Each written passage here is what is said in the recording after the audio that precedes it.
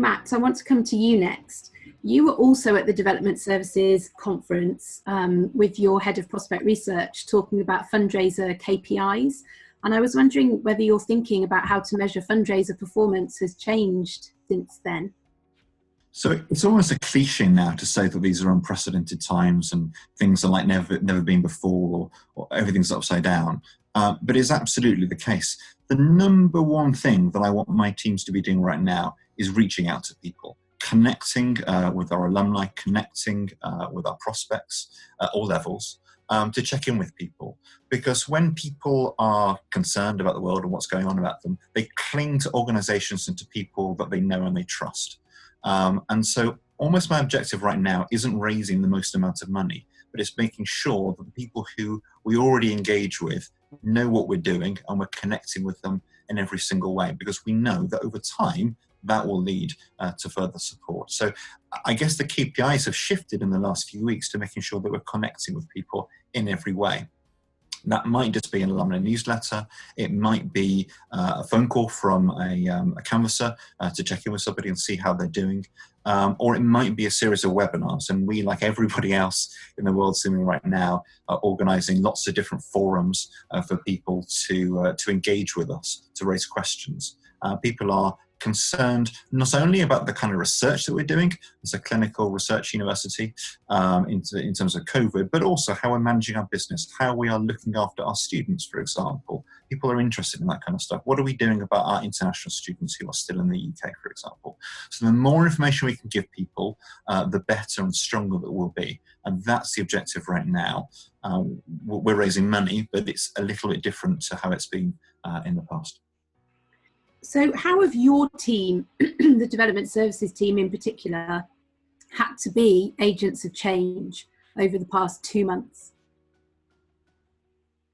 I mean, goodness, I think this has really shone a light on development services, actually. And I think it's been challenging, but it's been a hugely positive thing as well, I think.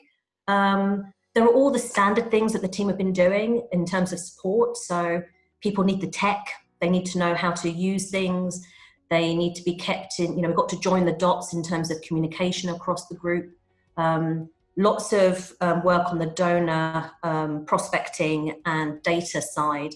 That is where a lot of the creativity is drawing out from now, because we're having to really pivot all of our strategic thinking around who we're reaching out to, how it's going to affect our long-term planning.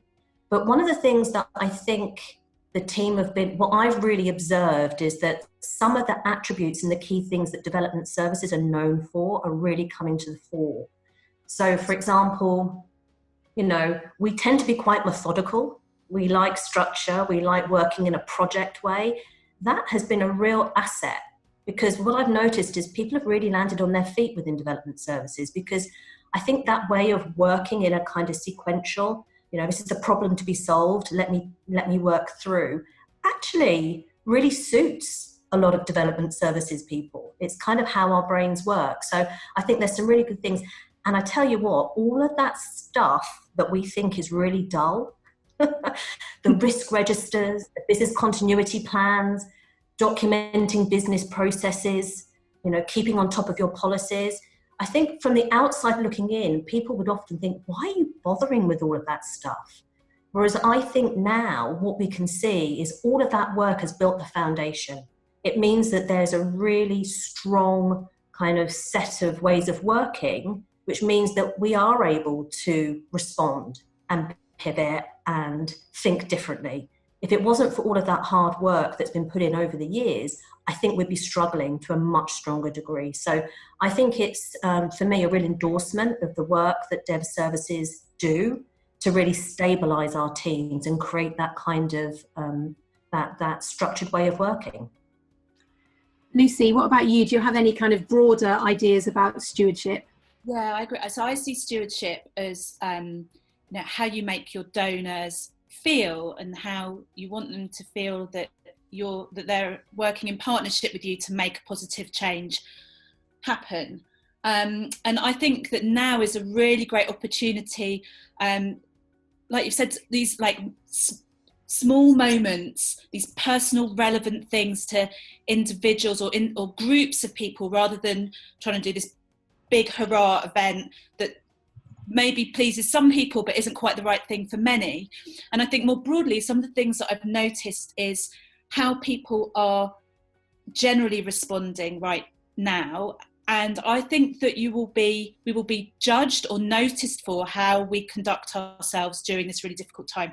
So I'll give you one example, because I'm looking at the time.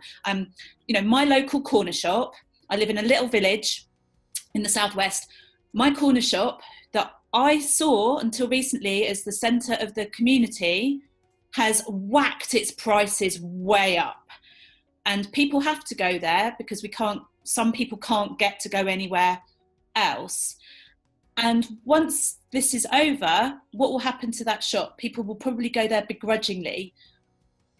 If you guys were owning the shop, you'd perhaps put your prices down and have longer chats with the people that are coming into the shop, so that you're positioning yourselves as the go-to place, the place that people remember, you were there for me when I needed you, or you really helped me, or you helped me feel like I was part of something bigger by the research that you're doing, and you let me know that.